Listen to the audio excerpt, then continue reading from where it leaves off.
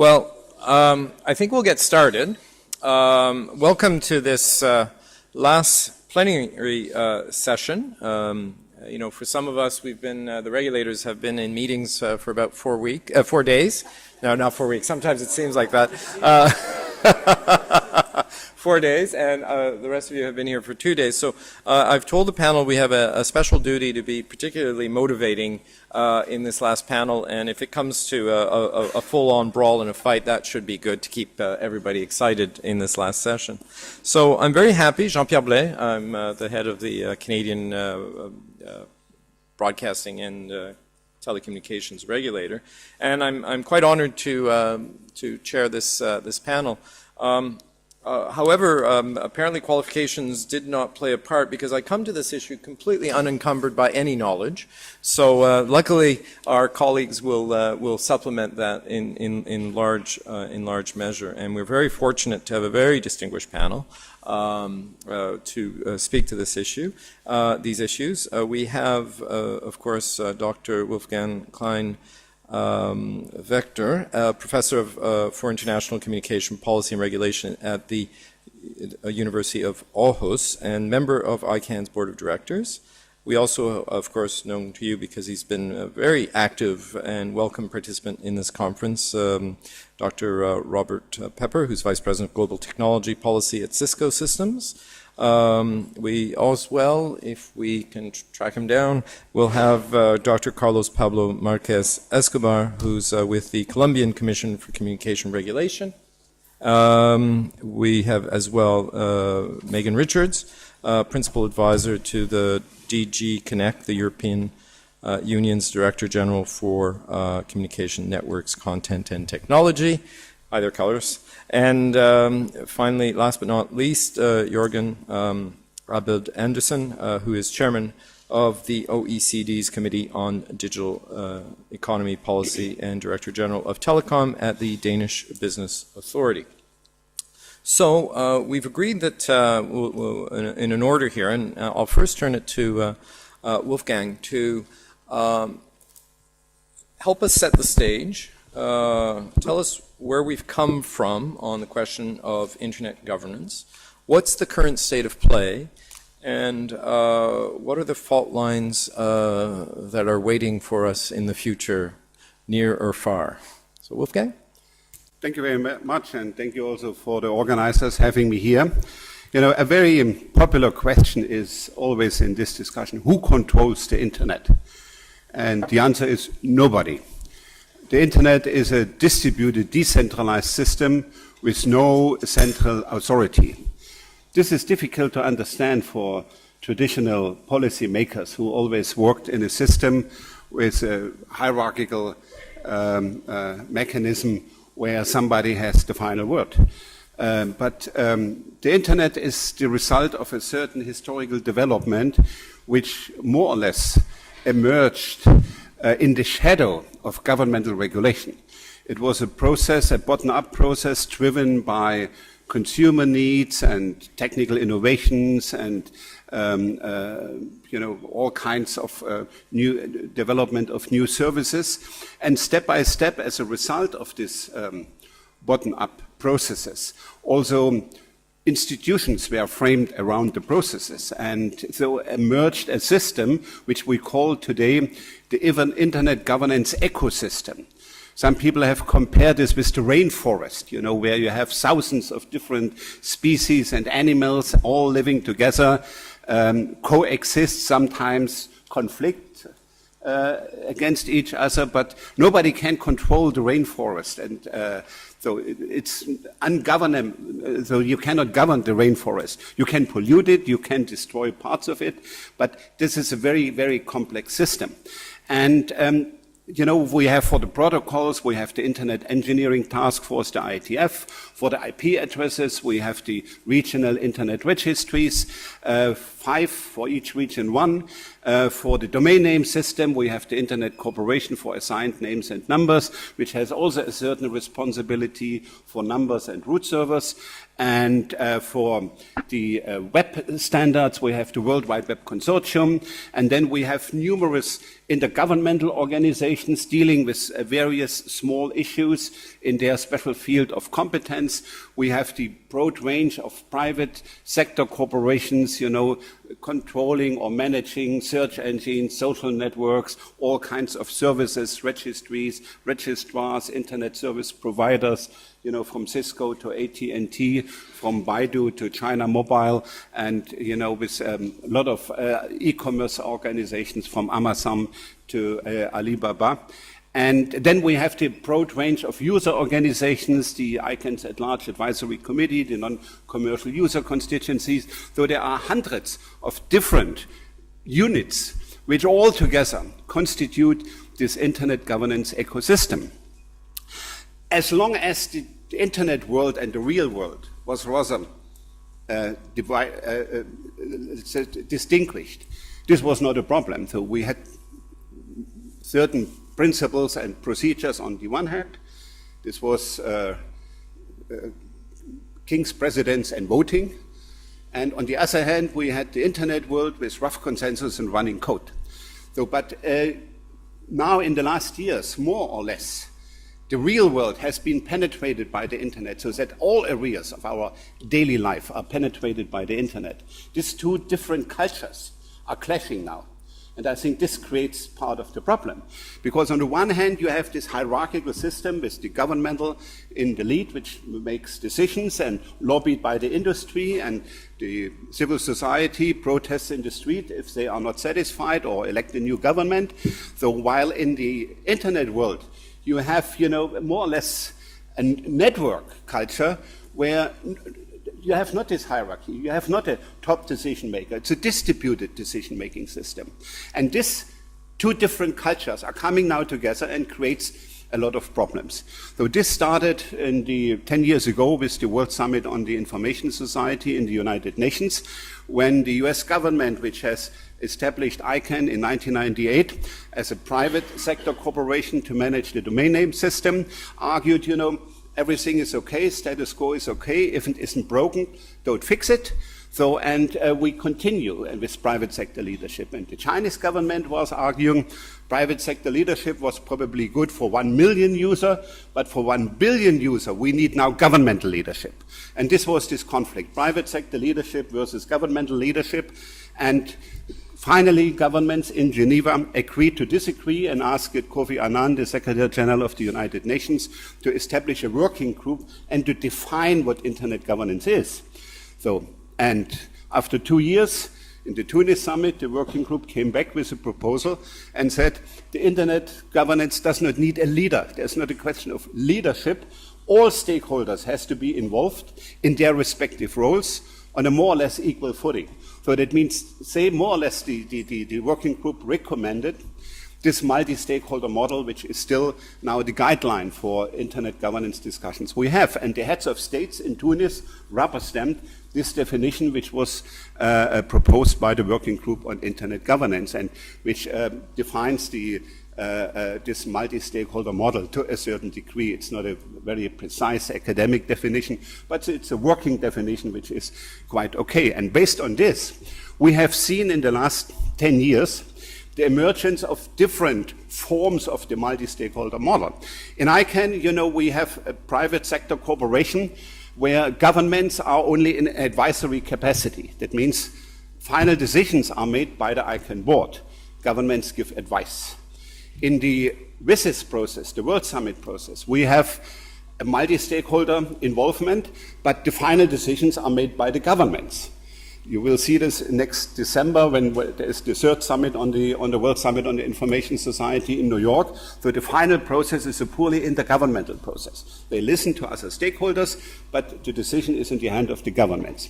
Then we have the Internet Governance Forum, which was established by the World Summit on the Information Society, where all stakeholders are involved on equal footing, but this has no decision-making capacity. So no decisions are made. This is one of the critical points to the IGF. And then we have this year a new animal which is called Net Mundial. This was a conference organized by the Brazilian government together with a lot of other groups, including the ISTA organizations. And here, for the first time, we had an equal treatment of all stakeholders, and they were able to make a decision. They adopted a declaration of principles for internet governance for the first time in the history, that, you know, governments, private sector, civil society, technical community were working hand in hand and could agree on a certain outcome. This is certainly an innovation, and I remember the first meeting we had with Kofi Annan when he said, okay, the internet is a technical innovation, we need innovations also for policy making. And this is ahead of us. It means we have to reinvent or to invent new forms for policy making. And this is now the big challenge, because we see now on a higher level, again, this battle on control of the internet. So that governments, some national governments, you know, have now discovered this could be complicated for them. They want to define a national internet segment and then to regulate or control the national internet segment, as the Russian proposal for the ITU conference has described it. And so we see various new things. And, you know, to conclude this opening statement, ahead of us, I see three main complicated processes for the next 18 months. The first process is next month in Busan in Korea. There is the ITU Plenipotentiary Conference. We know the ITU is an intergovernmental organization. And 2 years ago, in the WICIT conference organized by the ITU in Dubai, we saw already for the international telecommunication regulations this battle about the mandate of the ITU, whether the mandate of the ITU should remain as it is, or, as some member states are asking for, the mandate of the ITU should be extended to the internet. And this goes to IP addresses, and this goes to domain names, in particular the domain names for countries, the so-called country code, top-level domains. There are several proposals already for the Busan conference from Russia, from Saudi Arabia, and, you know, this could become a very, very complicated battle, whether the ITU will continue with the mandate as it fixed in the convention and in the constitution, or, you know, whether some member states will push for an extension of the mandate of the ITU to go beyond telecommunication and to include the internet. The second big problem is the announcement of the US government to terminate the so-called IANA contract. The IANA contract goes back into the 90s. Originally, IANA, the Internet Assigned Numbers Authority, was a one-man organization established by John Postel. So because he was the manager of the domain name system, and it was a very limited system in the late 1980s, early 1990s. So, but then when this domain name system was growing and growing, and the US government pushed for the establishment of ICANN, so the US government kept a certain role for the IANA function and announced already in 1998 that sooner or later it will hand over this responsibility to ICANN, if ICANN is mature enough to do the job. So we know the history of ICANN. There was a lot of ups and downs, and now the US government has decided after 15 years, ICANN has now the capacity to manage this, and we consider the next exit opportunity, which is in September 2015, to hand over the responsibilities for the IANA contract to ICANN. This has three functions. One is the for protocol parameters. The second is the allocation of IP address blocks to regional internet registries. And the third function is the authorization of the publication of zone files for top-level domains in the root server. This is the .com, .net, .de, .at. So, and if this goes to the root server, somebody has to authorize this and to say this is okay. And this was done so far by the US government. And now, you know, this more or less clerical function has to go to somebody else, because a lot of governments said, why US government decides about my country code top-level domain? So, and the US government said, okay, that's our duty. We are the steward for the global internet community. And so more or less the US government wants to get rid of this duty and to say, you know, this could be done by somebody else. But this somebody else is a complicated issue. Who could this somebody else? Is it ICANN? US government has made clear that it will not hand over this function to an intergovernmental organization. So that means no ITU or no other intergovernmental body. And the community now has to find it out, you know, how this could be managed. There is a special group. ICANN has established a special group, the so-called YANA Stewardship Coordination Group. And this is now on the discussion. Next week, we have in Los Angeles the next ICANN meeting, and this will be part of the debate. And the third process is the WSIS process, with the next summit or high-level meeting in December 2015 in New York as part of the General Assembly of the United Nations.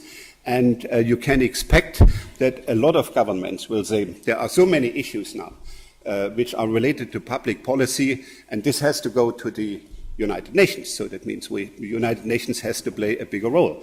And if you see the resolutions which has been adopted so far in the preparatory process, then you see that the final phase of this so-called WSIS 3 will be in the hand of the government. So it's an intergovernmental process. And this will be a test case for the multi-stakeholder model, so that, you know, we will see whether in the context of the United Nations we will be able to enhance the multi-stakeholder model. The multi-stakeholder model is still in a very early stage. It's a baby in a cradle. It can die. This would be bad for the internet, but it can grow also, and would be the better way to govern the internet. Thank you. Well, thank you very much, Wolfgang. I think you've done an excellent job of setting the stage for the conversation. And as I listen to this, knowing very little about it, for a guy like me who likes putting his spices in his spice drawers in alphabetical order, it seems a bit chaotic, but I guess it works. Robert, I guess your perspective is this open texture, a way of governing this, the internet is the way to go. Is that correct? And what are the issues from your perspective, the fragment lines that are in the future? No, so thank you very much. I thought Wolfgang did a fabulous job laying out the baseline, and what I'd like to do is actually get to the questions in the conversation. So I'm going to just make a couple of points to fill in a little bit on what Wolfgang said, and also to underline and emphasize a couple of other things. So first, you know, the internet did not happen by accident. There were actually people who developed it, right? And as Wolfgang described, the process of what was started as a government funded by government, but it was essentially a process that had a lot of different players, from the technical community, from business, from the private sector, from the academic community, the research community, as well as government, right? It was a very much of a bottom-up process. John Postel, by the way, it was a volunteer process. But there was a decision point back in the 1980s where there was a decision to effectively create a research network through financing from the U.S. government through something called the National Science Foundation. And I was there at the time as part of that process. We had a meeting with the supercomputer centers. And we actually asked the supercomputer centers a very simple question: should we network you? These were standalone supercomputer centers in universities in the U.S. At the time, you know, a cutting-edge network was maybe, 9600 baud, 9.6. And we were proposing, and the next generation was, you know, going to be 19.2. And we proposed a 56 kilobit network. And every single one of the directors of the supercomputer centers said, there's no need to do that. Nobody would ever use 56 kilobits. And there's no need to invest in a network that would connect the supercomputer centers. If somebody wants time on my supercomputer, they can fly out with their reels of magnetic tape. So we rejected their advice, and we funded what became NSFNet. Fast forward, and that took over what had been sort of the ARPANET. And then because of that function in the early 90s, we actually privatized that, and we opened up use of this NSFNet to the private sector, to companies, to commercialization, in addition to university researchers. And there was a big furor, because a lot of the academics said, there's this beautiful, pure thing, this NSFNet, and now you're going to make a commercial, and how terrible that is going to be.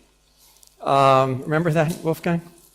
And we basically said, no, we're going to do this, but because NSF was the NSF network, and it was managed under a contract to a company called ANS and whatever. But it was at that point that the management of these domain names under the .com, right? There was also .edu, right, and .org, was moved into a private company process. And then subsequent to that, as Wolfgang said, in 1998, we created ICANN with the goal of making ICANN global. There was a board, right, and different constituencies around the world were supposed to select members of this ICANN board, and it was a little bit chaotic. But the goal of that process identified in 1998 was that there will be a time in which that entire, and there still was the contract with the US government, but the goal was to eventually eliminate that. And Wolfgang sort of talked about that. So number one, the internet as it evolved was not an accident. There were people actually who made decisions that created, what evolved into the internet as we know it. And then it just sort of grew, and when it was privatized, all kinds of investment. Second, the fact that the internet is not regulated as a telephone company or as telecom was not an accident. There were very conscious decisions made in the late 80s, early 90s, in which people looked at it and said, geez. And by the way, many of the incumbent phone companies around the world said, this should be regulated like us. And we said, no, this is different, right? This, depending upon where in the world you were, it was either defined as a value-added service. In the US, it was an enhanced service that then became an information service. These were things not regulated as telecom. Now, they used transmission networks that were telecom, but the internet itself, sort of up the OSI stack, the higher layers, was not consciously not to be regulated as telecom, and it was carved out. By the way, in terms of the domain names that Wolfgang talked about, there was actually, we at the FCC, I was at the FCC at the time, and we looked at that and we said, oh, domain names, like phone numbers. Maybe we should manage that, right? The FCC doesn't manage phone numbers just for the US, but it manages the North American numbering plan, which is multiple countries. We looked at that for about 15 minutes and said, no, that's not something we should be doing, right? And it was, again, a very conscious effort that the US government not manage the domain name system. At the time, right, and part of the reason for that, because at the time, also evolving was the technical community, the engineering community, including a number of different technical groups, especially the Internet Engineering Task Force, that developed the Internet standards and protocols that were adopted by what is called rough consensus. And it's really an interesting process. Anybody who wants to show up can show up and participate. And people do. Academics, independent technologists, people from business, people from governments, anybody can come and participate. I know Wolfgang knows and a couple of other people do, but for the people who are coming from the telecom world, do you know how you reach rough consensus at an IETF meeting? You hum. Literally. People debate protocols, right? And they have, the things are being projected and people are debating and they're writing all kinds of formulas and they're debating back and forth. And when the chair of the meeting, when things quiet down, they say, okay, are we ready for a hum? And then people hum. Right? That's how they determine rough consensus. And as I think Wolfgang said, the motto is rough consensus, run code. Very, very different than traditional telecom standards process. ISDN as a standard took, about 17 years.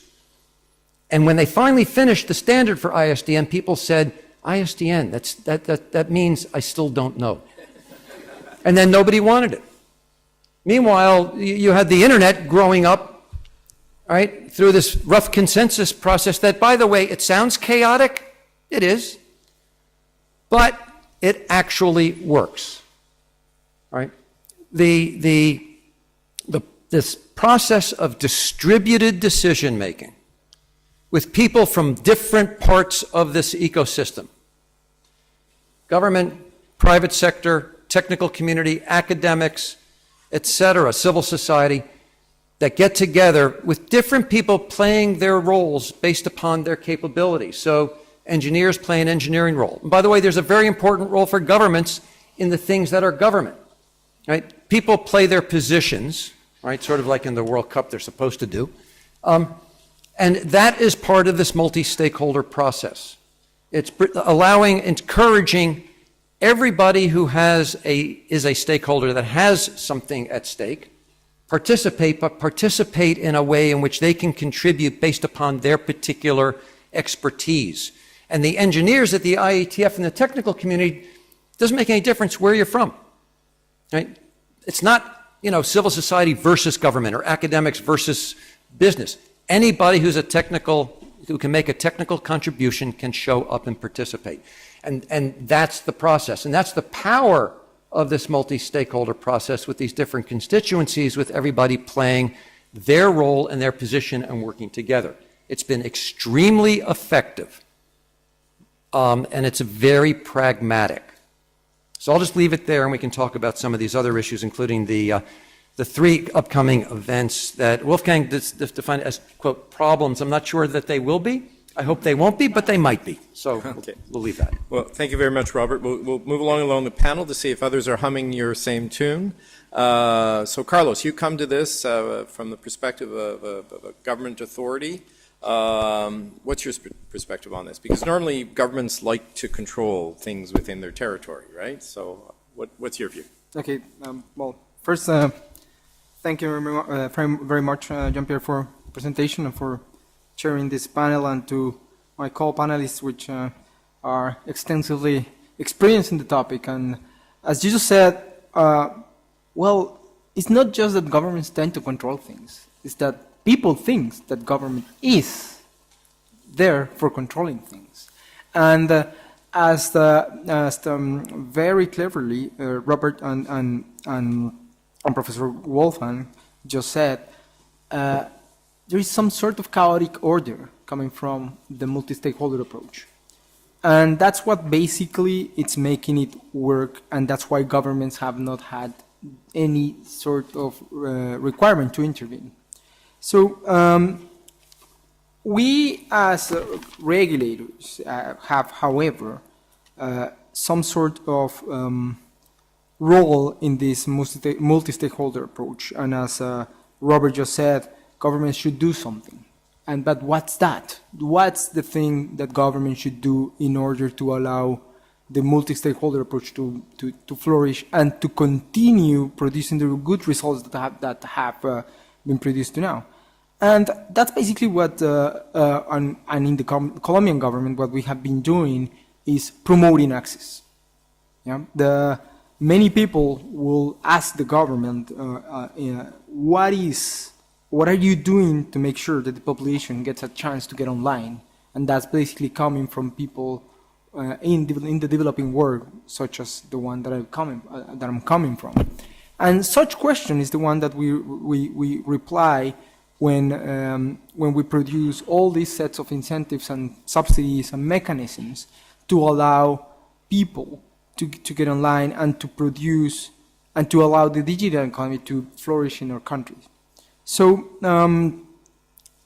as we want to also develop a very effective multi-stakeholder model, which is the one that produces results, because usually as we governments are measured by our results or outcomes, what we produce. So what we have done in Colombia, and in order to start preparing that for an effective multi-stakeholder approach, is to start involving much more the community in the development of regulations that may have an impact on the development of internet in Colombia. Which are those regulations? If there is a topic that is very difficult on internet governance, is what are the areas of the law that are regularly touched by it? And it comes from criminal law, it goes all the way to competition law and antitrust law, which in certain jurisdictions are the same, but you will have such many areas of law involved that a regulator or a traditional regulator cannot intervene in. So, but what we are doing is to not to be prone to regulate what we are not supposed to regulate. And that's why the multi-stakeholder approach in the development of new decisions regarding certain issues that may impair or may destroy the virtuous system that now the internet governance system has been putting in place in order to allow growth and innovation without the intervention of the state. So we're putting it much more, we're putting our regulations on our agenda or regulatory agenda to discussion with all the multi-stakeholder, with all the stakeholders, which regularly are meeting in Colombia for like every month, every 2 months, discussing what we are doing in regulation, and we should, and we are mostly proposing a deregulation approach.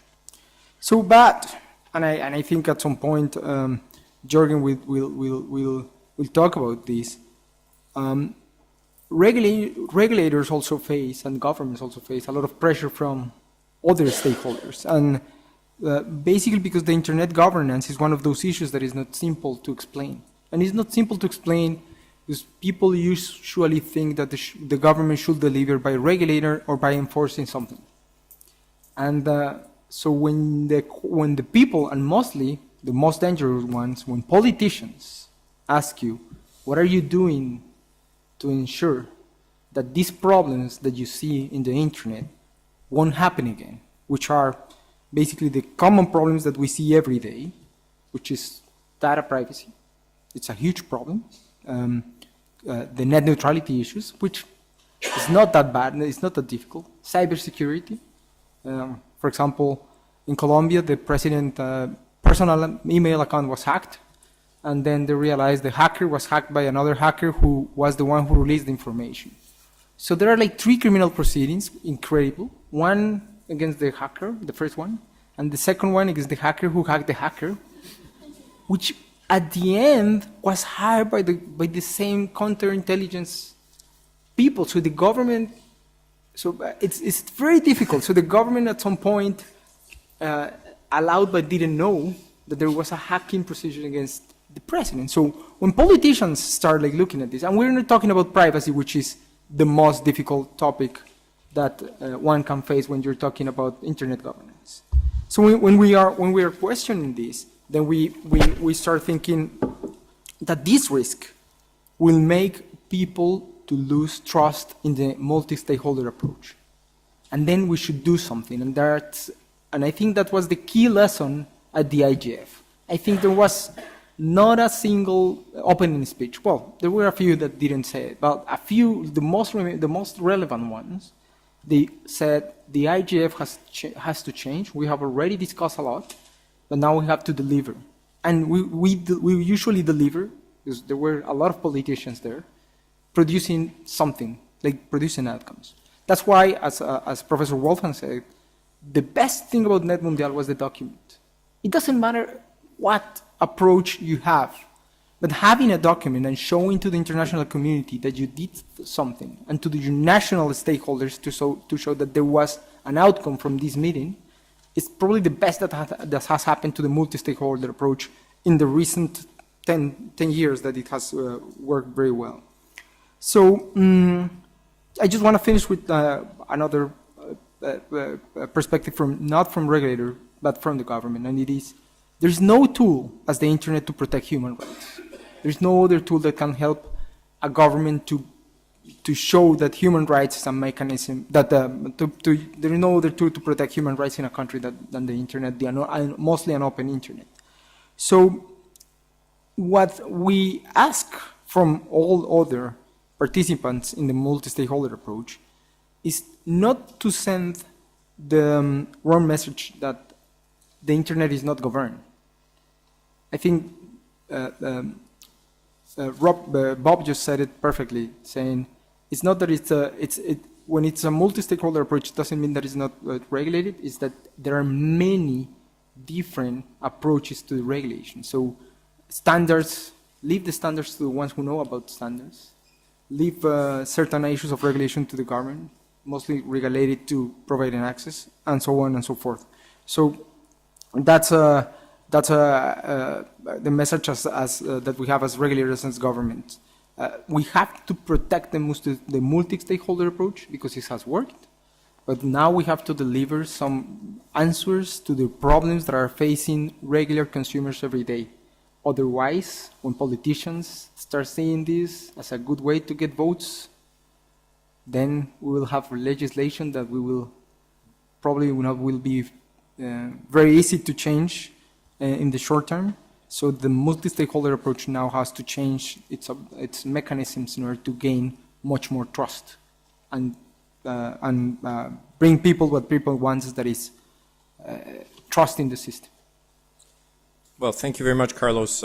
Quite apart from having probably the makings of a very exciting screenplay with the hacking, you certainly bring a perspective that often we are in government and elsewhere stuck trying to explain to a general population what is a very unique and innovative governance model, which is non-traditional and therefore more difficult to understand.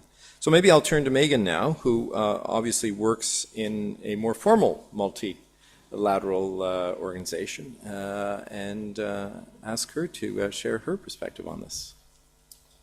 Well, thank you very much. Can you hear me? Do I have to push a button or anything? No, Good, magic. Well, I should start by saying it's all Fabio's fault, because I didn't work in this area until Fabio called me to come and work in what at the time was DG IMSA when he was the Director General, so I can blame him for everything that I'm going to say now. No. Teasing. But, first of all, it's very difficult to add anything after these interventions, because you've clearly explained the history, the way the system works. I think, from my perspective, what we really need to look at is what comes next. The internet developed in a very unusual way. It's expanded. I think one of the most important things we need to look at now is how we can continue its development and rollout, let's call it that, to the rest of the world, because, to be perfectly frank, it's really primarily the developed world, let me use that term, that has benefited most in the last 20 years from the use and access to the internet. Many developing countries, of course, are seeing now the wonderful benefits that are available to them through the internet in terms of access to information, communications, education, public health, etc., etc. So it's absolutely clear that internet governance is something that is really very important. We want to make sure that it works over the next 20 years. Whether the current system is sustainable or not, because you asked for a discussion and fight, so I thought I might as well start, not a fight, but something more controversial.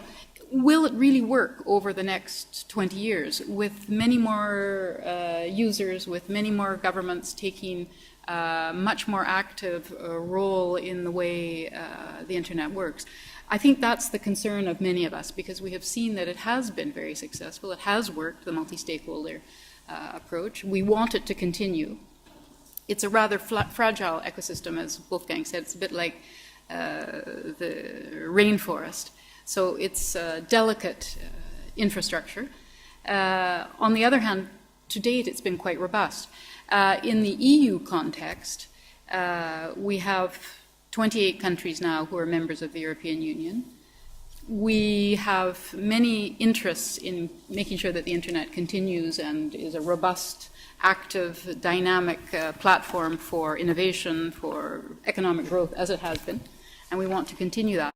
And I must say that even though we just had last week the informal council of telecom ministers in Milano to discuss specifically internet governance, and there was an agreement that all European governments should speak with one voice, and we have a common interest in continuing the way in which internet governance has worked very well. That one common voice is perhaps at a higher level than some of us would like. We would like to go into a common position on many of the different layers, many of the different aspects relating to the network, but that doesn't mean that you have always 28 governments agreeing on every single detail. So the agreement at single level is sometimes at higher level principles. And in Europe, of course, we have very keen interests and tradition on rule of law, on regulatory provisions, regulatory reform, etc. And the Commission always loves to come and regulate, bring out new legislation. But I think in this area we will have to be particularly careful. So we have a very clear interest in making sure that this works and continuing on. The question is how to do it. So I don't necessarily have all of the answers. I have lots of ideas, but I leave the discussion for the rest of you.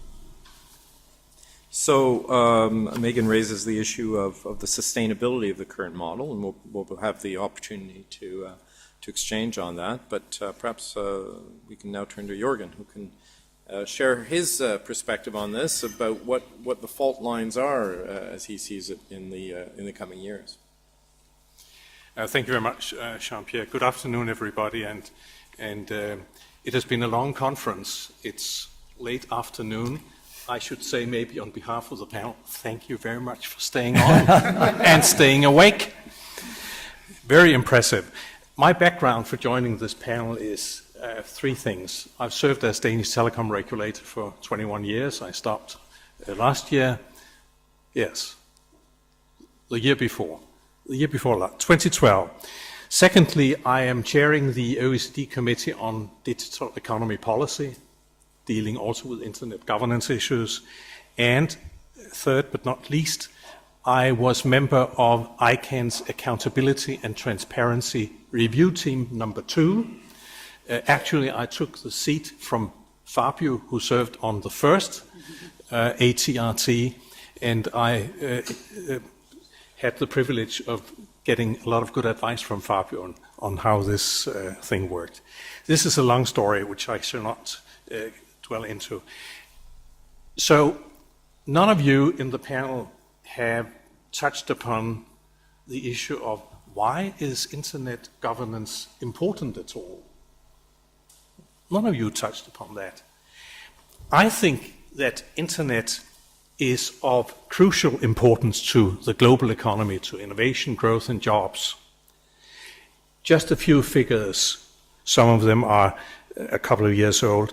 But McKinsey said that the internet has generated as much growth over the past 15 years as the Industrial Revolution did in 50 years. And over a 5-year period, the internet has been responsible for 21% of the growth in mature economies, and the internet has created 2.6 jobs for every job it has displaced. A good example, though a couple of years old now, is the US app economy. And I think the figures I mentioned, I quote now, are from the FCC broadband plan. In very few years, the US app economy turned into a $20 billion industry with almost 500,000 jobs. Very few years. Jobs which were not there 5-10 years ago. in an industry that did not exist 5-10 years ago. So the internet is a job creator, a job generator, not the opposite. This is why a well-functioning internet governance regime is crucial. Without this regime, we would not be able to reap the full benefits of the digital economy, including innovation, jobs, and growth. In OECD, we have developed 3 years ago a set of internet policy-making principles, 14 principles in total. I will not mention all of them, but just pick a few of them. We emphasized the importance of an open internet. Furthermore, in the IPPs, in the Internet Policy-Making Principles, we pointed at multi-stakeholder cooperation in policy development as the most appropriate means to address Internet policy challenges. These Internet Policy-Making Principles were approved in a recommendation from OECD by 34 member countries. Later on, a number of other countries endorsed these principles. Very, very important, but still only 34 plus. Then we had this spring, Net Mondial, some of you mentioned Net Mondial, which involved thousands of people from government, private sector, civil society, the technical community, and also academia. The outcomes from Net Mondial, to a very wide extent, followed the same thinking as the OECD IPPs. The outcome document from Net Mondial focuses on, inter alia, the openness of the internet, the multi-stakeholder model, and the importance of accountability, transparency, and inclusiveness. What should really be noted, and I don't know whether it was Wolfgang who mentioned that, what should really be noted from Net Mondial was the fact that this outcome document enjoys worldwide support from not only governments, with a very few exceptions. We know them, all of us. I think there was a handful, yeah. A few exceptions, but also from all other stakeholder groups. I think this is a tremendous success, a great achievement, and a very successful outcome for the Brazilian government hosting Net Mondial. So congratulations to Brazil for that. The multi-stakeholder model, which allows all stakeholders to participate to the benefit of all, has, in my opinion, clearly been one of the main factors in ensuring the success of the internet and the development of the digital economy. A government-driven process facilitated by ITU within the UN environment would never have brought about this success. I can't help but reminding you about what was mentioned during the Spectrum session earlier today about the WRC meeting, and at the meeting it'll be discussed the agenda for the WRC in 2019. Well, this is much too slow for the internet development. It would never work. So why don't we just continue as we have done before? Wolfgang said, if it ain't broke, why fix it?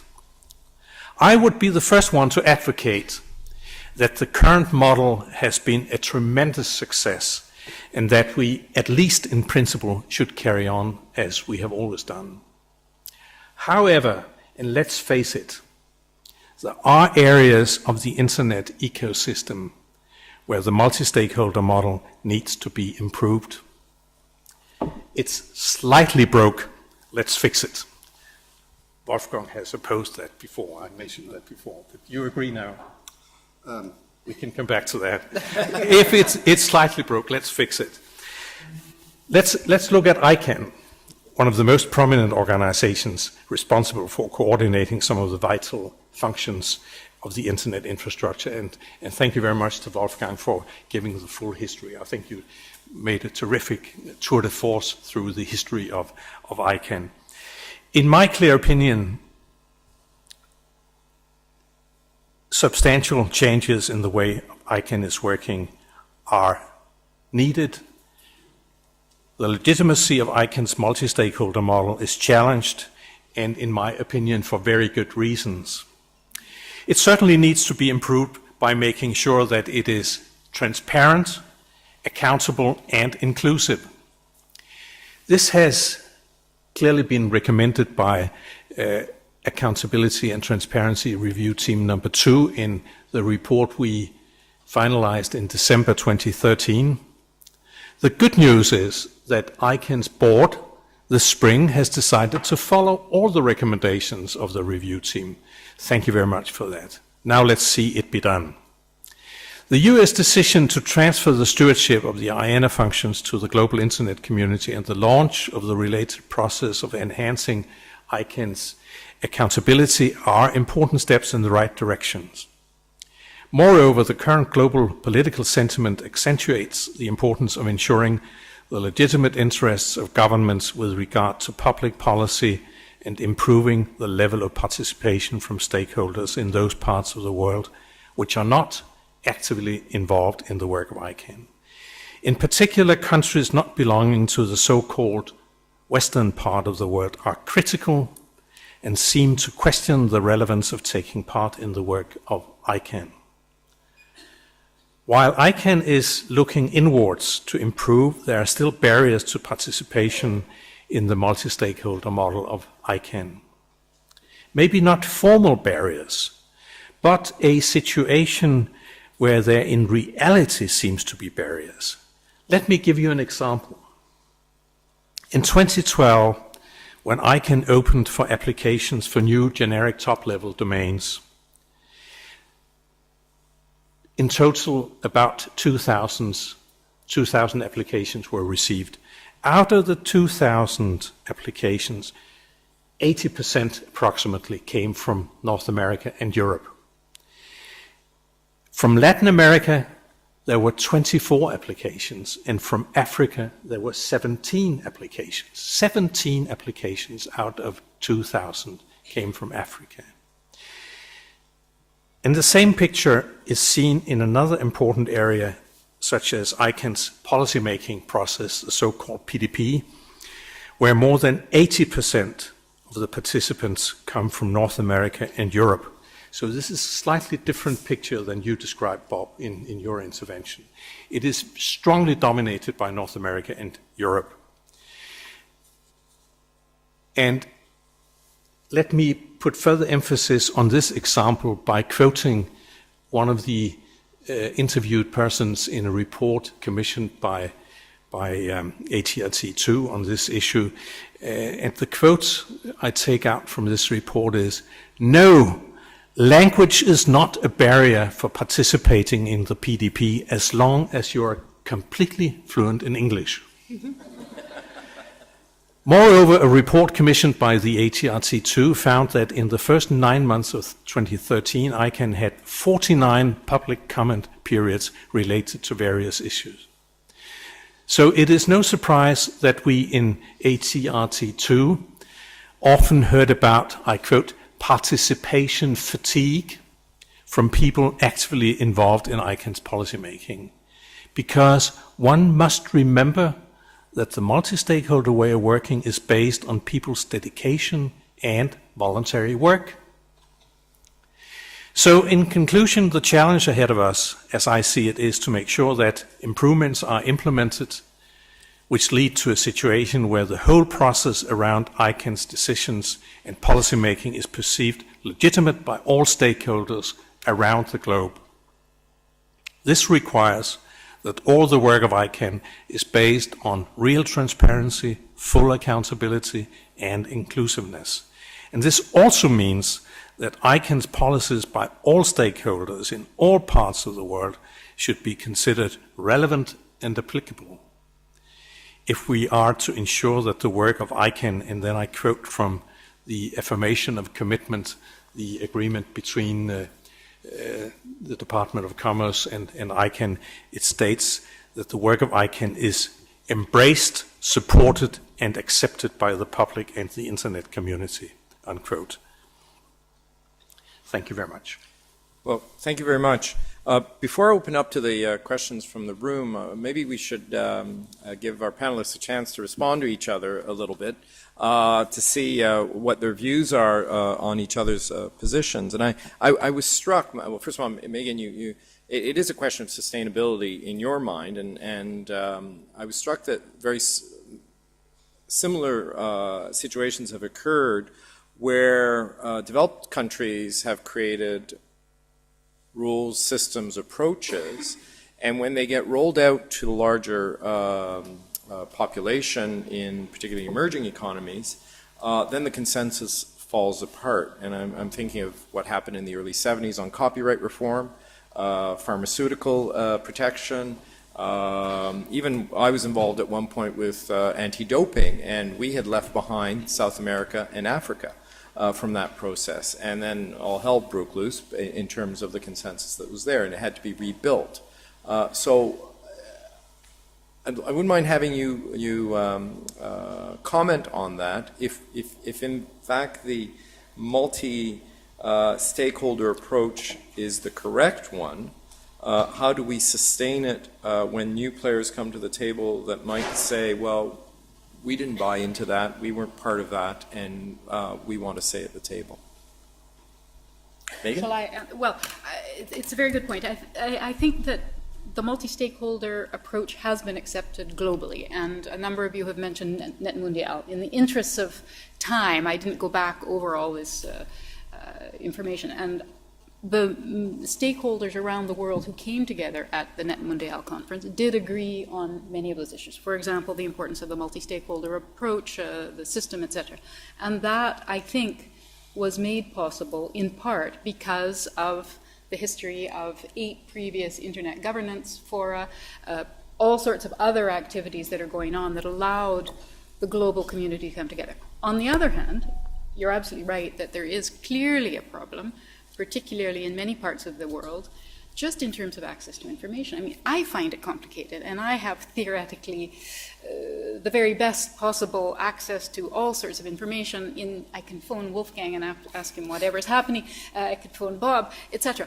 So if I have trouble just keeping up to date with everything, I can imagine if I'm in rural Africa or some other, a small island community, it's very difficult to have access to the information, to know exactly what's going on, to make sure that your whole community and society is together, because multi-stakeholder is not just one government from, let's say, Botswana and one industry from Germany. It's all of the ecosystem in Botswana and all of the ecosystem in Germany, et cetera, et cetera, et cetera.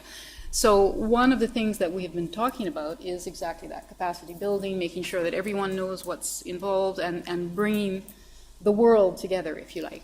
And just since I have the floor, I beg to differ a little bit with Jørgen on the importance of the economy. I did mention it, but perhaps I was too superficial, because this is what has really made the internet important in all of the world, and will make it important for the rest of the world as well. Robert. Yeah. So I actually, I didn't realize that you were on the accountability and transparency review back in 2012. One of the, and by the way, so I agree with everything that you said on that. I was actually referring to the IETF, right?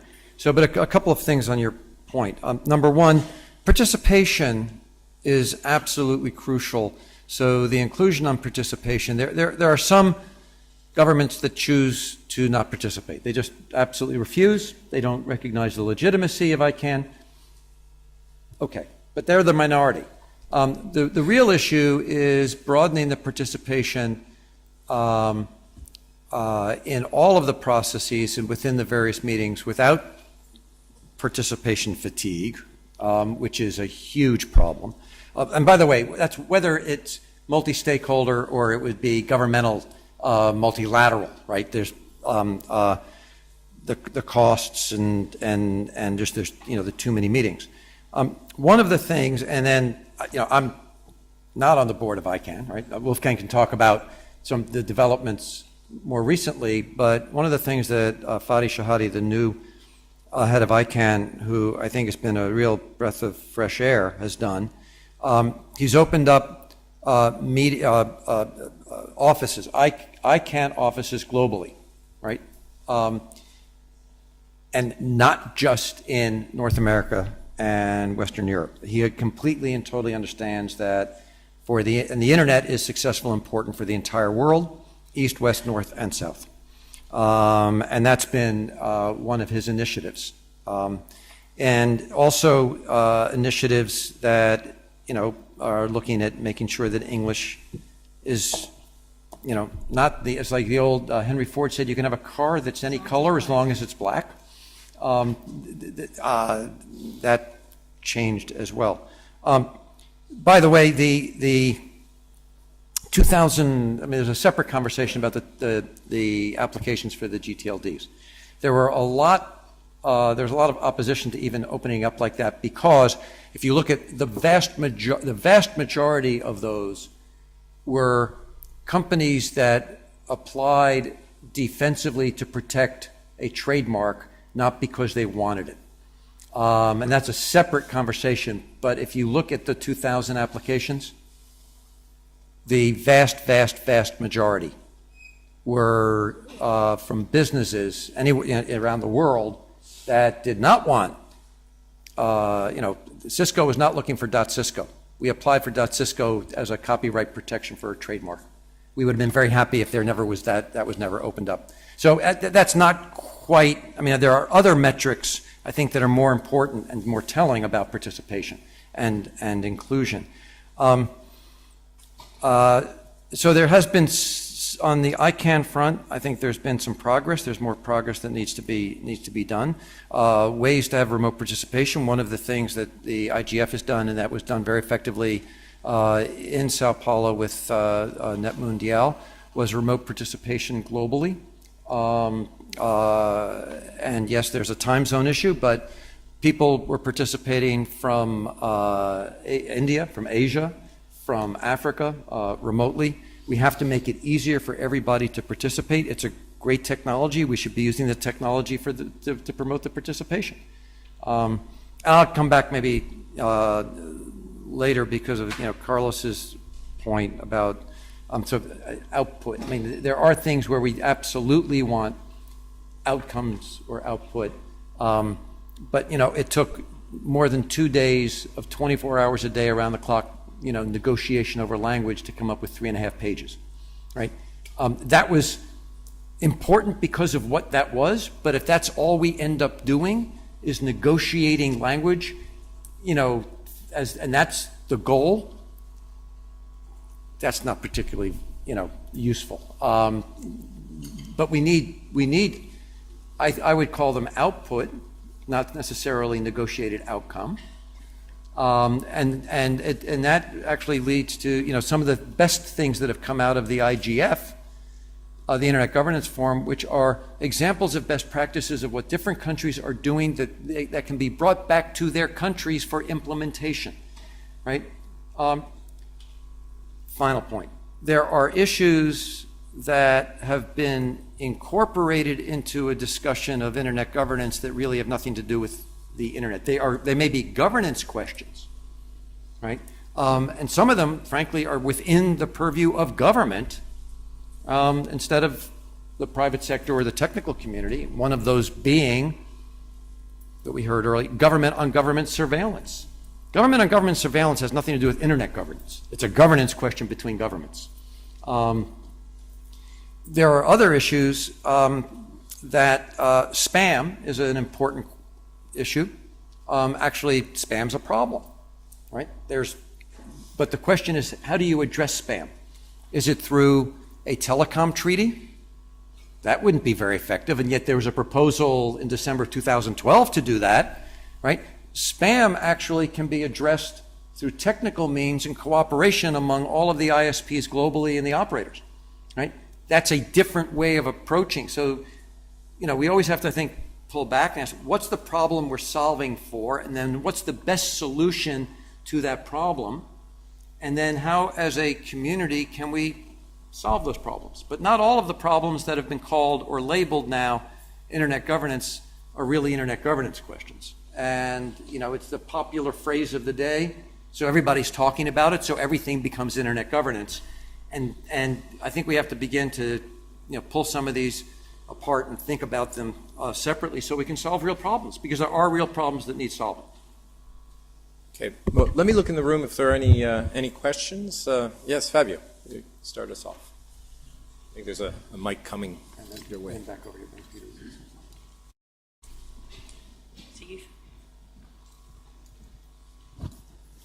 I want to reinforce what Bob just said, that very often in the discussion of internet governance, one mixes two separate levels. Somebody else came up with a very useful way of making the distinction. And this person talks about regulation of the internet and regulation on the internet.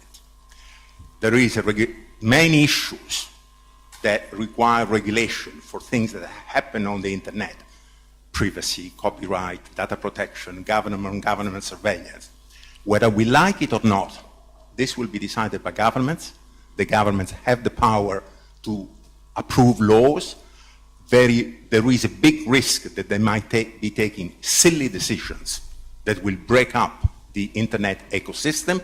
That's where the stakeholders have to be heard. But there's nothing to be done.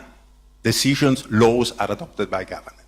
And then there is the level of the real regulation of the internet, which essentially is what the various technical bodies do, and especially ICANN, the IANA function, the Internet Engineering Task Force, and so on.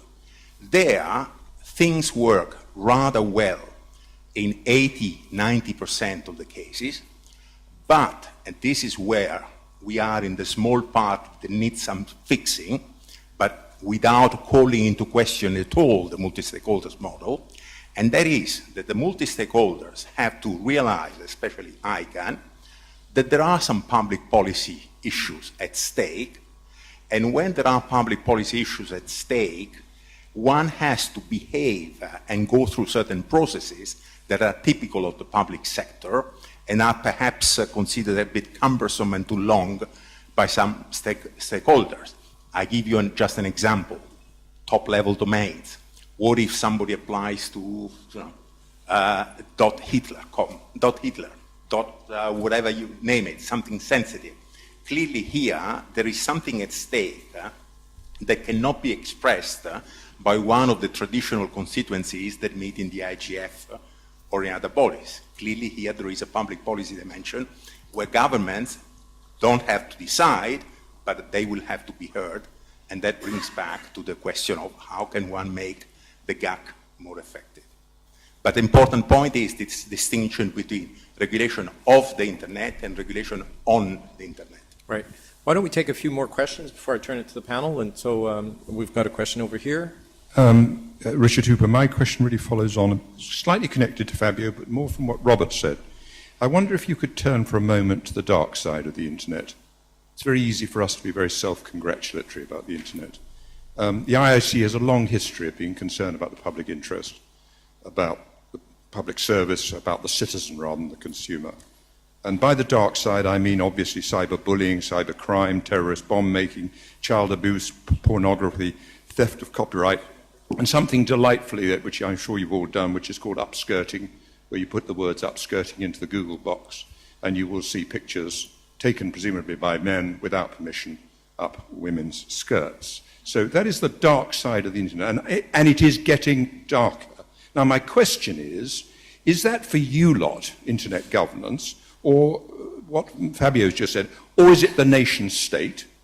And if it's the nation state, is it going to be captured by the general law, or is it going to require, and here I smile at our chairman, sectoral regulation, which is what happened with broadcasting 50 years ago, because actually a broadcaster in the UK, and I suspect in Canada, is not allowed to show pictures up ladies' skirts on television. It's considered harmful and offensive, and it is not allowed. So that is my question, the dark side, who's going to sort that out?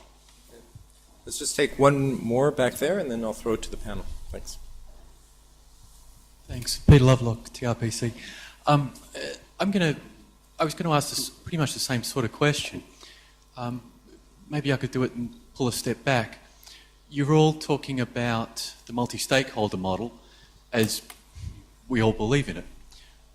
Maybe someone could present the other side of the table and give us why some participants or non-participants are challenged by the multi-stakeholder model. So if I'm Chinese or Syrian or Iranian in the debates at the moment who are coming in and arguing that this needs to be a multilateral perspective, not a multi-stakeholder perspective, that a multi-stakeholder perspective is in fact problematic to us going forward, because you've all championed the multi-stakeholder model against something. Maybe someone could summarise what the adverse is seen. And the second part of the same question, where Wicket came into being quite contentious was in the lead up to it, the South Koreans invited the ITU in by presenting that cybersecurity, and this is where it leverages from the previous remark question, that cybersecurity had no domain for being solved out there right now. It was a major concern and only going to get more problematic, and we did not seem to have a domain where concerns could get taken for resolution globally. And maybe there needed to be a body that could address the cybersecurity, not maybe, there needs to be a body that addresses the cybersecurity concerns. And that was the Koreans inviting the ITU to take on that position, which led into Wicket, and then it all went to hell in a handbasket very quickly. So maybe those two things, if someone could present what the adverse to the multi-stakeholder model is and what we should be looking to solve cybersecurity problems in, because the multi-stakeholder model doesn't get us there right now. Thank you. So who wants to go first? Wolfgang? Let me take the last question, cybersecurity. I think this is a good example where you can see what is missing in the internet governance ecosystem today. I think Fabio made this very classical differentiation between governance of the internet and governance on the internet. This is really important because these are two different shoes which are interlinked. You cannot separate technical issues from the public policy issues, but these are different shoes. So that, and I think both shoes are walking in a multi-stakeholder environment. But certainly, the shoe with the public policy issues, is different because governments play a different role than probably the shoe with the technical issues where the private sector or technical community has a lead. But we have to find out, what is on an issue-by-issue basis the right answer to the very specific case. So what is the missing link is what I mentioned is the clearinghouse. We discussed the idea of a clearinghouse since years in the context of the Internet Governance Forum. That means an intergovernance clearinghouse could work like the domain name system. You have a query, a government has a query, has a problem with spam, with phishing, with child porn on the internet or things like that.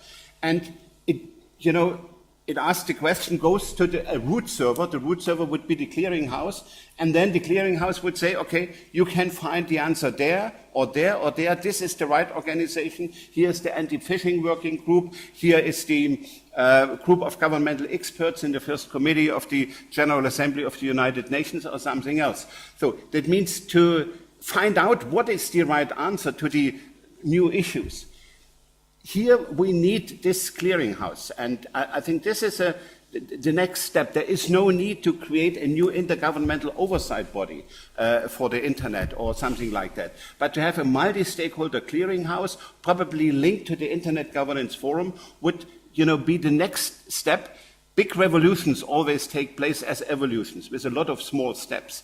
And what we have to discuss here and now is what is the next small step in this ecosystem. And my proposal is, and what we have discussed all recently in the IGF in Istanbul is, the establishment of such a clearinghouse, that if you have a problem, you have a place and where is a group of people coming from various stakeholders and say, this could be the answer. And if they do not have an existing organization, then they could launch a new process. So that means 20 years ago, there was no ICANN because people realized we need a body for the management of the domain name system, and ICANN was established.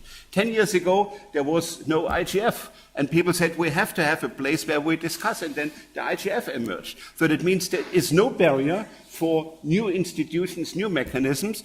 But this has to be done in an open, transparent, and bottom-up way. And this brings me to the other question, multilateral and multi-stakeholder. I think one of the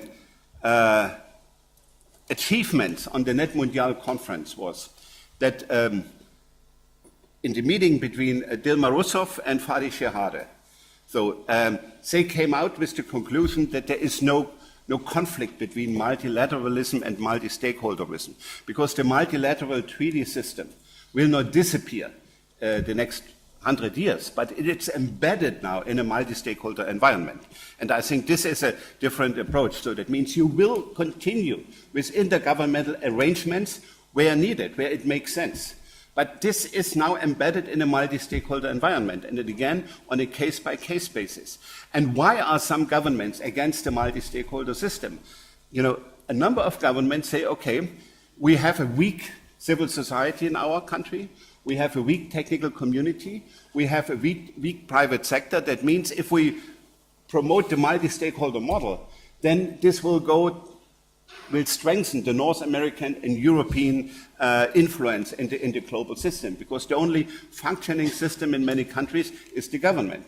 So on the other hand, it was very interesting. I was 2 weeks ago in Beijing. We had the European-Chinese cyber dialogue, and I was really surprised that the Chinese government, the vice minister, was very in favor of the multi-stakeholder model.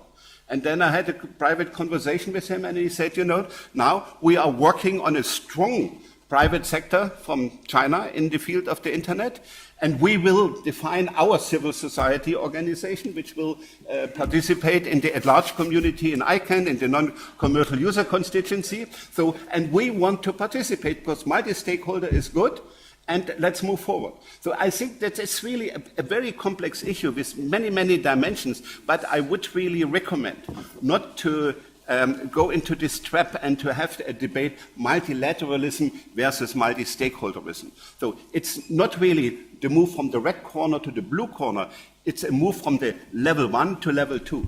So it's a more complex system, multi-stakeholder is a more complex system, which includes as one element the intergovernmental arrangements. So while Luis gets the microphone, there's another way to think about this as well, which is in conversations I've had in India, where they say they agree with the multi-stakeholder, but they want to make sure that it's international, meaning that it's more global, so that it's more multi-stakeholder, participation from around the world. Yeah, and we can sort of debate some of these things, but it's, Wolfgang's point about the clearinghouse, coming from Cisco, I like to tend to think of things as routers, right? So it's a routing, the people have talked about the Internet Governance Forum with a routing function. These are issues pop up. The question is, where do they go? Problems, as we've heard, come up with government. People expect their governments to solve problems, right? Spam is a problem, right? So where do they go? They want their government to solve it. Not that a government actually can solve it. But the question is, the governments need to know where to go to help solve the problem, right? And so there is a vacuum of understanding and capacity to deal with real issues. And part of what the community has to do is step up and create that capacity and also provide the information so people know where to go. If there is no place to go, then the community can create it. Fabio raised, I think, a really important point. This goes also back to the appropriate venue of where issues get addressed and whether it is an internet government. So a very contentious, very emotional issue in ICANN over domain names is .fan and .wine.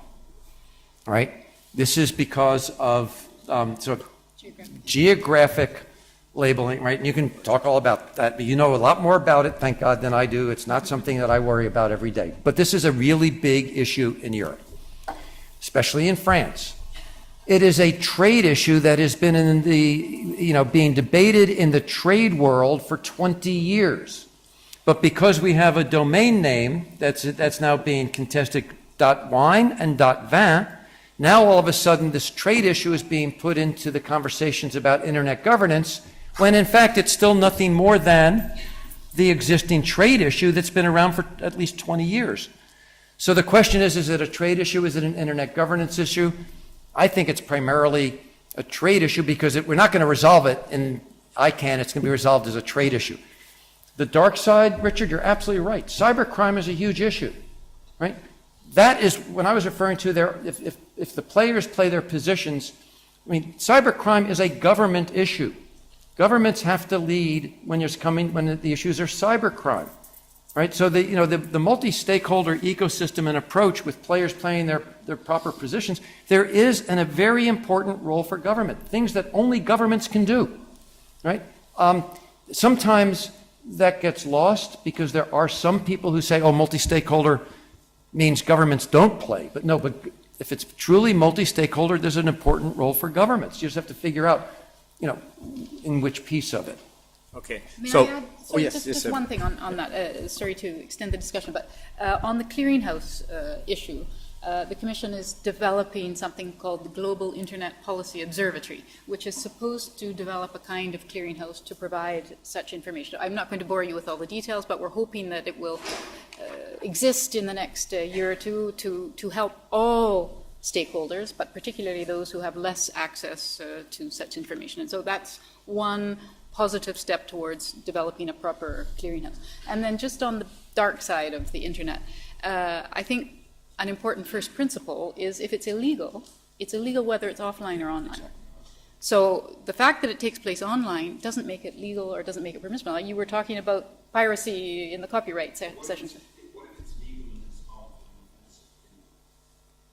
If it's legal and harmful, I can't think of anything. I mean, you'll probably come up immediately with an example. For example, different countries have different rules about hate speech, for example. Of course. That's absolutely true. But if it's illegal in France to do X, and it is. It's illegal whether you do it online or offline.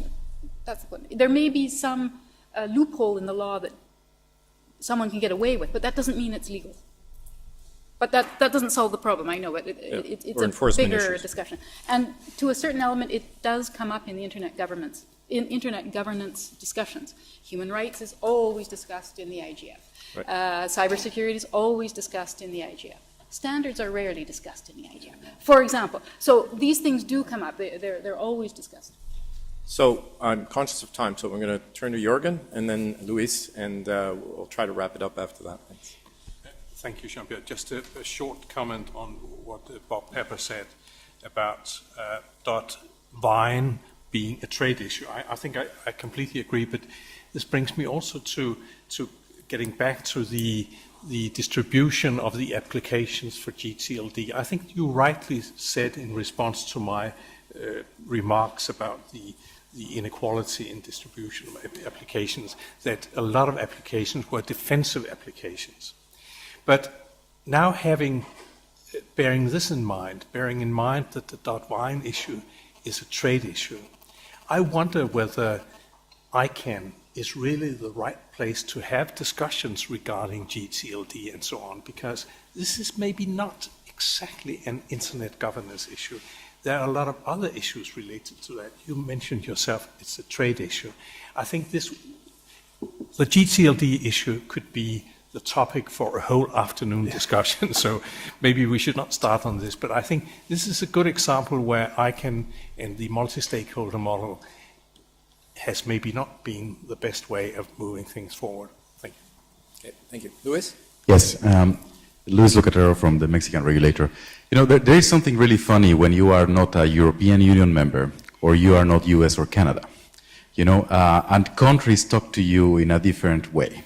So when Mexico talks to other countries about internet governance and multi-stakeholder issues and stuff like that, we get all sorts of different interesting comments. For example, some people say that and I'm telling you, some countries that have some stigma say that the multi-stakeholder system is really great because they can bring in all their friends. And they say, look, it's very easy. At the end of the day, there will be the US multi-stakeholder industry, the Chinese multi-stakeholder, the Russian multi-stakeholder, the Arab world multi-stakeholder, and then we will decide what goes on. And the rest of the guys, forget about them. So multi-stakeholder is about how much and how well you organize the industry in your own region in order to get your own way. That's the conversation that the small countries talk about. And number two, something that people always evoke is the trust problem there. They say, whenever I talk about internet governance, people say that I'm trying to censor, to do some censorship. Some people say that I'm trying to defend terrorism. Some people say this, some people say that. And at the end of the day, people are not really listening to each other. So in this respect, I'm not making a question, but a comment, which is, we think that we need a lot of education to be done in terms of internet governance, multi-stakeholder, and we shouldn't be scared about the G word, the governance word, that sometimes when people try to bring internet governance to the table, some red alerts start popping up, and it's very difficult. So I think that education and respect are very important in this domain of internet governance. Thank you. Thank you. Any reactions to that? Can I just add one thing? I appreciate very much your comment, and I take it to heart. It's something I think about a lot. It doesn't keep me awake at night, but I do think about it a lot. But I would just like to give an example of East Africa, for example, which I think is a really excellent example where civil society, industry, government, and the entire region has really worked together very actively in internet governance. If you look at the regional East Africa IGF, where they have a regional IGF going on, including parliamentarians, civil society, governments, everyone who's involved in internet governance, it works quite well. Some of you are from Kenya. I don't know if there are any Tanzanians or some are from Uganda, but I mean, there you are. This seems to work quite well as an example of a good model for some developing areas. I think it seems to work very well. That's just an observation. Okay. By the way, Carlos? Oh, sorry. Wolfgang, and then I think we're going to have to cut it off there because we're way over time. And, Okay, I just wanted to react to Luis's question or comment. First, I think the second issue that you raised is probably the most important one, is that here in this room, we're discussing what is internet governance, and basically, I'm pretty sure that at the end of this discussion, everyone will have a different perspective on that, because it depends on the seat you're sitting. It's a really difficult topic. And imagine when you have to face a journalist who asks you, oh, so you were at the internet governance meeting, what did you decide? And then you say, well, we discussed a lot, but we didn't decide anything. But I have to disagree with the second point. And it's related to with the first point. And at least in Latin America, what we've seen, probably it's not the case in Mexico or your experience, but what we've seen is that there's a lot of involvement of the civil society and every other technical community and everyone, because they have realized that there is a moment where they can have a voice on an issue that's permeating the whole society on every single topic of life. That's why the question that Fabio raises regarding we should differentiate the substantive use of internet from the regulation of the technical structure and the standards in the internet, which is there are two completely different debates. It's important, but we have to educate also those people participating in the multi-stakeholder approach in order to have better discussions in each country. So it's good that you raised the question of education. Yes, we need much more education, even us, like the ones who are involved in this topic. But we also require to make much more and to give much more strength to this multi-stakeholder approach if we really want this structure to flourish. Great. Wolfgang, last word. Yeah, I can only agree when you said people do not listening to each other. That's really a problem. So that means we have to be more open and to listen to each other and not only to fight for our position. And probably we need something like a new netiquette, what we had in the 1980s and 1990s. So, but it's a different story. But as a member of the ICANN board, I want to say something to the issues raised for ICANN. Fabio, when you say the GAC should be more effective, yes, everybody should be more effective, GNSO, CNSO, and so on. But what is discussed now? I think personally, this is a critical moment. If the GAC moves to a leaves the consensus principle and moves to majority voting, then you have a very risky moment. And certainly, you know, the procedures which has been established between the GAC and the board and the other organizations is based on early engagement of all stakeholders, which includes the governments. We have to have a consultation process and not the fight for who has the right of the last word. So that means this is a new culture of the multi-stakeholder cooperation. We are not, you know, just, you know, you have one body which, you know, makes the final decision or rubber stamps a decision which is made by the board, and then you have to fight who overvotes the other vote. This is not the right approach. And insofar, you know, to make the GAC more effective, this is absolutely welcome, but the first step is early engagement of governments in bottom-up policy development processes, so that you avoid a final battle between governments here and the ICANN board there. To be frank, .vin, I have problems really to understand sometimes these issues. Why we do not have a battle on .fromage or .cheese? Why not about .beer, .vodka? Why .vin and .wine? So, and can somebody explain me what is really the difference and how the French cultural heritage is affected if you have Bordeaux.com or Bordeaux.fr or Bordeaux.de or Bordeaux.wine or Bordeaux.vin. So this is, you know, sometimes you ask the question, you know, what is really the substance of this? Personally, I'm involved in ICANN since the very early days. I've participated in 47 ICANN meetings. And one reason why we have this problem is because we waited too long with this new TTLD program. So that means if you wait for more than 10 years, then you trigger, you know, a lot of speculation. And now we have to deal with this speculation. That means we pay a price for the mistakes which has been made in the last 10 years. So if the ICANN board would have continued with 7 or 10 or 20 new TTLDs after the first round in 2000, we would not have these battles. And by the way, of the 1,400 new TLTs we will have in the next year, probably half of them will collapse or, you know, because the market is, if there is no big bang with the new TTLDs we have so far. So that means we have around 240 million domain names, and now after half a year we have 2 million new registrations. This is less than 1%. So that means this is really overblown, the whole new TTLD process. So, but this has generated a lot of money, and here comes my proposal. So ICANN has now a lot of money. What is the best way to spend it? And I think in capacity building. Education in particular in third world countries.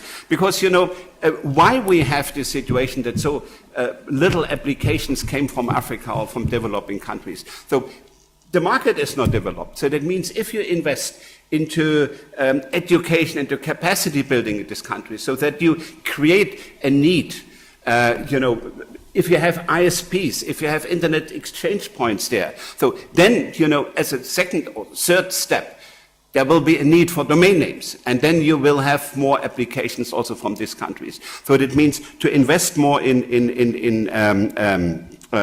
capacity building, this would be the right way to spend the money. And my final comment goes to Jørgen when he said, okay, from the as member of the ATRT2 team, he said, you know, transparency, accountability, and inclusiveness has to be promoted. And the board has accepted all recommendations from the ATRT team. So, but I would say ICANN is really transparent. You can, everything is open, you can go to all meetings, and probably, this leads to a certain fatigue that people say, you know, it's too much. But this transparency is, in my eyes, not the real problem. Inclusiveness, that's the problem really, that you have non-technical barriers to participate in the process. So the problem, what I see, is really accountability. And here we have to take a next step forward, which goes beyond the already existing mechanism we have within ICANN, with the ombudsman, the reconsideration process, and the review process. So we have to extend it. But my proposal is also here, not to have one accountability mechanism, but to have a distributed mechanism with different elements. But, you know, for ICANN, in general, in particular for the JANA function, I could imagine that we give review teams like under the affirmation of commitments much more decision-making or capacity, or that the recommendations are really binding, like in the second house, a Senate or House of Lords or whatever. So this could become a permanent body, and which is a combination of internal and external people from ICANN and various stakeholders, including a governmental representative. I think Fabio and you represented the governments, so they are an important element of this, but you are not the only voice. That means to have just a governmental oversight body for ICANN, let's say a GAG veto or something like that. This would be not the right answer. Thank you very much. Well, thank you very much. It's always a good sign in the last session that we're way over time because people are passionate about the subject. So thank you very much. And I'm not going to ask you, ladies and gentlemen, to hum, but I do ask you to put your hands together to thank our panelists. Thank you.